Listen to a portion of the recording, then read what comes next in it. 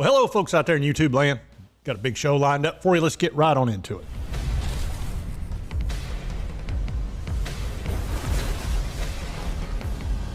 All right, let's pull up that screen. On NIO. NIO's having another nice day today. And of course, they've got the launch of their new ES7. And we have 3 new analyst price targets. And we're going to talk about those and get into it a little bit. All right, now first, as you know, the Fed just came out with a 0.75 increase in the Fed funds rate. So they're going to make it a little bit tougher to put out money and loan money and the cost of money. So all of that is to dampen down the economy. We're already heading into a recession, so that should hasten it and make it a little bit, probably make it a little bit worse. But with inflation at 8.6%, which is really 12 to 15, it's just, we're looking at an inflation nightmare. Gas prices are not coming down. There's nothing being done about it. I think President Biden went after the oil industry and accused them of gouging and all that sort of thing. Although, you know, they weren't gouging 3 years ago when it was $2.50 a gallon, but for some reason they're gouging now. Anyway, I don't know why he doesn't partner up with them and get some drilling going on. And look, I'm Mr. EV. I'm covering freaking NIO right now. So don't accuse me of being against the environment. Hell, I'm all for EVs. But we need fuel too. And to go after the oil industry like this is, it's not going to work. Because you know what they're going to do? Nothing. They're going to say, look, this guy's out to get us, and he has been for a year and a half. We're just going to do what we need to do. And we're not going to expand. We're not going to do anything along those lines because we're just going to get attacked if we do. And that's just kind of how it is, you know. And that's, look, I'm a moderate. I'm in the middle. You know, if I was in the Senate, I would be in the 10 that they're always trying to get something compromised worked out, whether it's Democrat or Republican. I'd always be in the 10. But I know how these things work. And when you attack an industry that, you know, they know you don't like them and they know that you're out to get them, they're not going to do anything. They're just going to keep their heads down and keep doing what they're doing and make their money. It's not going to change anything. And I understand the Ukraine war is definitely playing a role in this. I get that. But this started about 18 months ago, going after the oil companies, and it's a problem. And as long as gas prices are at $5 a gallon, we're going to have brutal inflation, and our economy is going to struggle. It's just the way it is. Now let me get off my soapbox here for a minute, and let's talk about NIO. Now I'm all mad. This sucks. Yeah, it really sucks. And here you can see NIO is obviously showcasing their new ES7. Now I don't speak Chinese, but here they do have titles down here. And that, of course, is William Lee, the CEO. So NIO's got another great product that gives them, is it 3 or 4 SUVs now? This one's sort of middle of the road, and it's got all the new technology in it. It's got the new computers and the new autonomous driving, the newest version. And I think it's going to be pretty darn profitable for them. So all that's great. And we know the ET5 is coming out in September, which along with the ET7, man, that's going to be a real nice couple of sedans there that should do really well. Now the stock itself is up today again, 7%.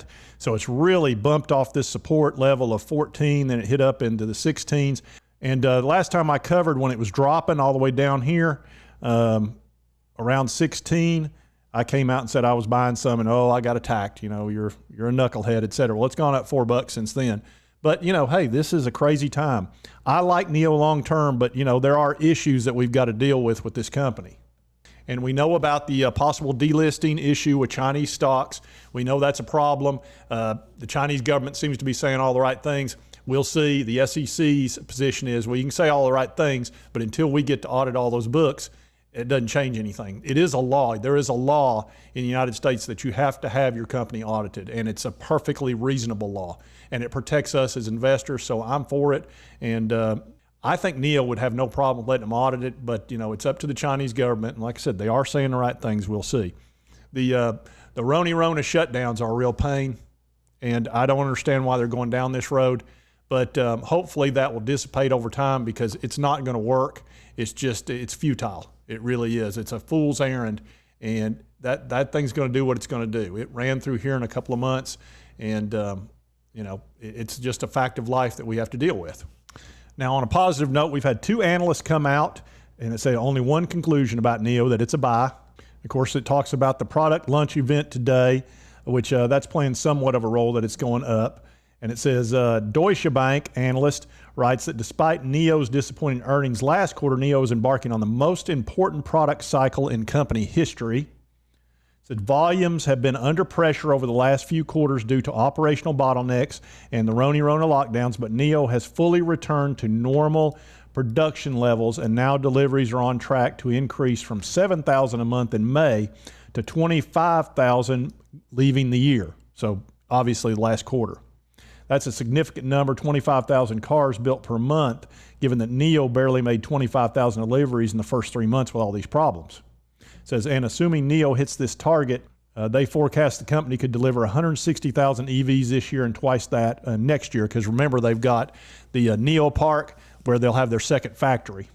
And here he's talking about the ET7 and ET5 should be the most desired cars in the Chinese premium market this year, meaning they'll be even more popular than Teslas. We'll see about that. I don't know. Tesla's pretty popular. And they've got a price of $45 price target. And then you've got Morgan Stanley, and they're a little less enthusiastic. They're coming in with a price of $31. He says, NEO will experience inevitable near-term margin pain in Q2. However, sales look to be trending up once Q2 is passed. NEO could be producing as many as 30,000 electric cars per month at the end of this year, so they're thinking a little bit lower.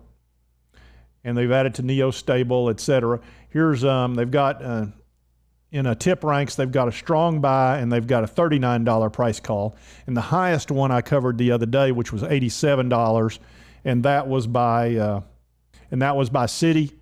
So the average of all the analysts is $39 right now, and we're sitting at 19. So it's over 100% move if that winds up being correct. And as you can see, we have had our problems. We've had Chucky that showed up when we were shut down for 2 weeks, and then we've had this stupid Rona shutdown that's not going to work. But it does seem to be working its way out of it some. We'll see. I'm glad to hear that they're fully operational in their factory, and we know the NEO Park should be fully operational in the second half of this year.